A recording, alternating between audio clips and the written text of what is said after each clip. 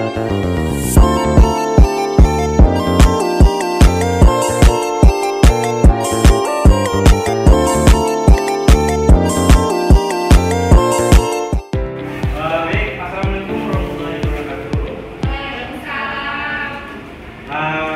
selamat pagi Anda semuanya. Baik, di sini Bapak ingin bertanya dulu. Anda semua udah pada makan belum? Makan belum? Kenapa belum? Oke, lain kali harus makan ya sebelum ke sekolah.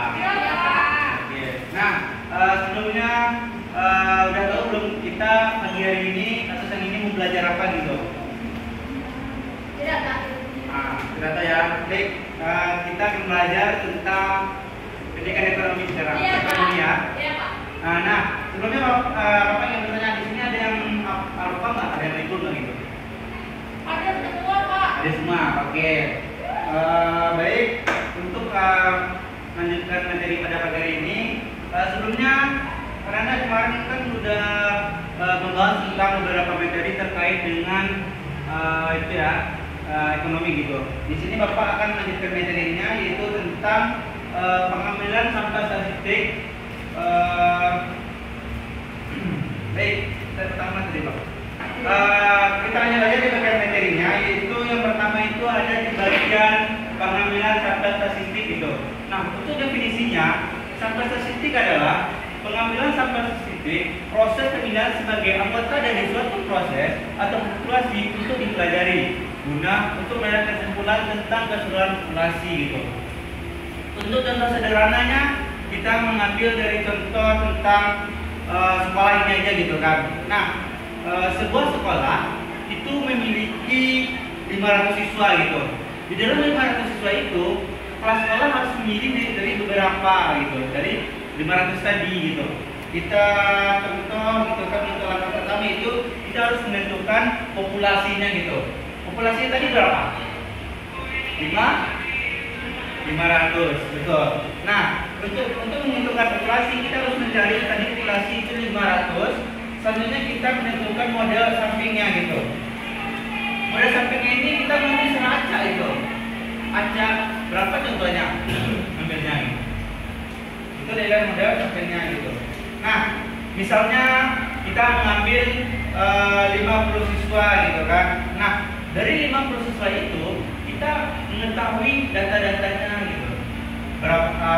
Berapa data-data belajarnya gitu per jam dan per hari gitu. Lanjut Bang. Itu ada kelebihan dan ada kelemahannya. Nah, untuk kelebihannya apa? Yang pertama si Elan. Tidak jelas, Pak. Coba. Efisien dan hemat biaya. 2. Cepat dalam pengumpulan data. 3. Dapat digunakan untuk estimasi. Oke, terima kasih Elan. Nah, itu dari efisien dan hemat biaya. Maksud dari efisien dan hemat biaya ini gimana? Ada yang tahu nggak gitu? Tidak, Pak. Coba. Yang lain?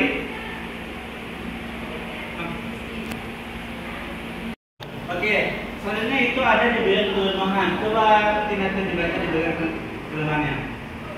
Kelemahan yang pertama ada risiko bias sampel. Bias sampel, terus? Dan yang kedua ada tidak selalu mewakili populasi. Oke. Dan ketiga ukuran sampel yang mempengaruhi akurasi. Oke, terima kasih Tinatun. Baik, nah untuk menjelaskan lebih jelas itu ada bagian pertama itu ada risiko bias sampel. Apa sih Kak maksudnya? Nah, maksudnya gini, kita mengambil selain aja ya tempatnya gitu. Di dalam satu sekolah itu ada 1000 siswa. Nah, 1000 siswa gitu kan. Tapi kita meneliti cuma 50 siswa. Mana yang pintar, dan mana yang kurang pintar. Nah, dari 1000 tadi sama 50 itu tidak variabel karena terlalu jauh perbandingannya gitu. Maka disebut dengan ada risiko bias sampel. Selanjutnya ada tidak selalu mewakili populasi. Dan yang ketiga ada bukan sampai mempengaruhi akurasi. Nah, sama yang dibilangkan tadi, seharusnya kita bagi dua, tapi lebih separuh daripada yang kita cari gitu. Contohnya kita mengambil 1000 siswa, seharusnya kan 500 kan, karena terjadinya ukuran yang tidak seimbang, maka mempengaruhi hasil dari yang kita cari. Selanjutnya, nah, yang kedua itu ada pengambilan sampel statistik. Pengambilan sampel statistik adalah cara pengambilan data dari populasi yang mempertimbangkan apakah elemen yang kita pilih akan dikembalikan ke populasi atau sebaliknya. Nah, selanjutnya ada bagian dengan pengambilannya. Yang pertama itu ada elemen yang diambil dikembalikan ke populasi. Yang kedua, peluang setiap elemen tetap sama. Yang ketiga, contoh untuk eksperimen acak atau simulasi. Nah, di sini Pak memberikan contohnya gitu. Contohnya adalah pengambilan kartu dari suatu set, mencatat nilainya, lalu mengembalikan sebelum pengambilan lagi. Contohnya gini. Di dalam kotak itu berisi 5 bola. Kita ambil secara acak. Sebelum kita mengambil bola selanjutnya, kita harus mengembalikan bola yang telah kita ambil. Itu yang dimaksud dengan pengembalian. Lanjut.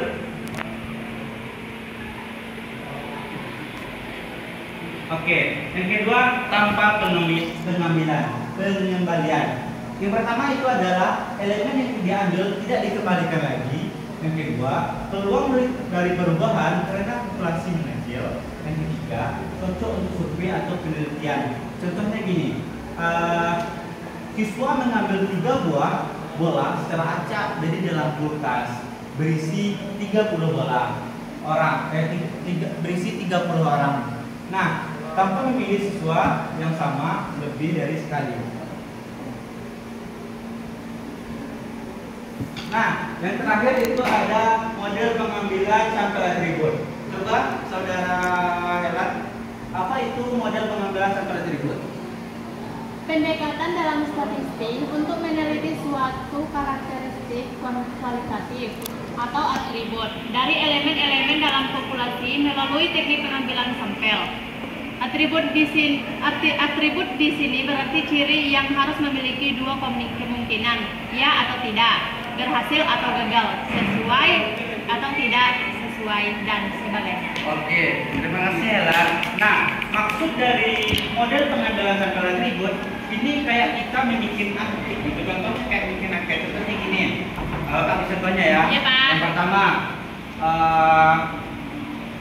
besok kita libur, ya atau Tidak. tidak.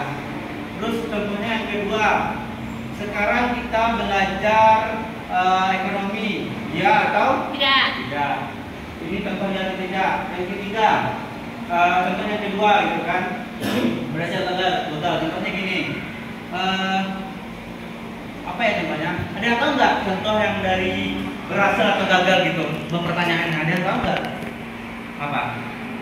Seseorang yang ikut tes baik itu tes polisi ataupun tentara, Pak, itu gagal atau tidak, atau berhasil, dapat apa?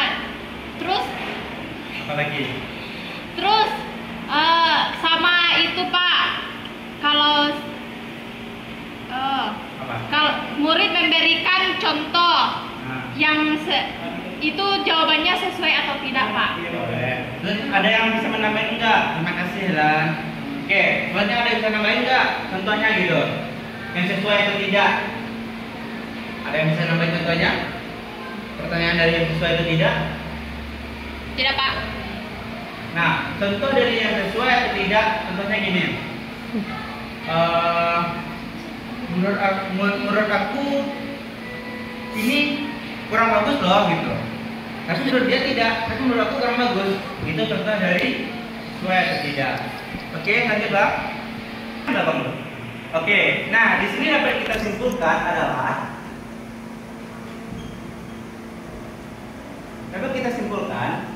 pengambilan sampel statistik merupakan proses pemilihan sebagai elemen dari populasi untuk mewakili seluruh populasi.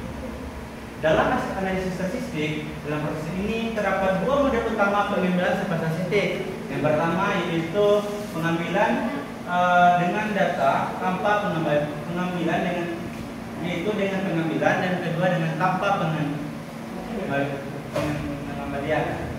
Selanjutnya, sementara itu, model pengambilan sampel atribut digunakan ketika data yang diamati bersifat kualitatif atau biner, seperti yang dapat kita tadi, ya atau tidak, sesuai atau tidak, dan lain-lain. Model ini berguna untuk memikirkan proses elemen dalam populasi yang memiliki atribut tertentu dan biasanya dianalisis dengan menggunakan distribusi probabilitas berupa nominal atau distributif. Baik, di sini ada yang ingin bertanya tentang materi Bapak? Tidak, Pak. Oke, mungkin kita mengingat waktu.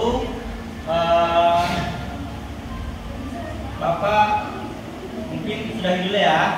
Nanti kalau ada yang ingin bertanya bisa menghubungi Bapak untuk lebih lanjut. Oke, Bapak akhiri pertemuan kita pada